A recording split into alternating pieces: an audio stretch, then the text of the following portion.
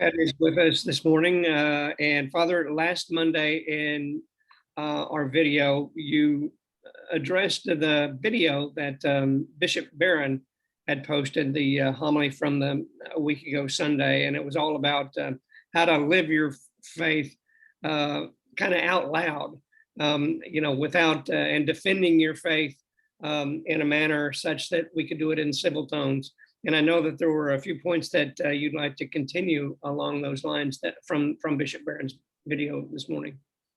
Yeah, what I was struck most about Bishop Barron's thing is the fact that really what he was saying is, let's just not hide our faith.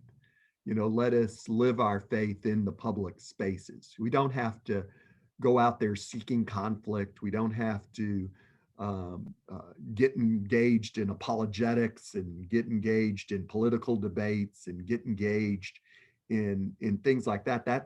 That's not necessarily evangelization.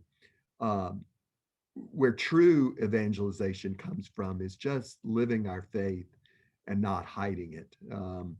To be outward in our faith in the public square, to make the sign of the cross at a restaurant before you say a blessing, right? I know when in all my years in the corporate world, I kind of took separation of church and state to an extreme level, right? That I couldn't show my faith in the office place, that I didn't want people to know that I was Catholic because, especially as I got into supervision and management, that I'd be accused of favoritism or something like that. But what Bishop Barron is challenging us to do is to just be ourselves, to live our faith in the office place, in the school, to use terms like "God bless you" and to really mean it, to really to say things like, yeah, God's leading me to do this, and to really mean it, to bring God into our decisions, to bring God into our prayer, and to be able to just say those things, to just be able to witness to those things, and to really be challenged by the gospel message, the gospel message of reaching out to help the less fortunate, the message of social justice, which has become so politicized now, but to not in a political way, but to really look at what are the systems in our society and all that we can address, that we can work with, to help those who are less fortunate, to help those who are poor.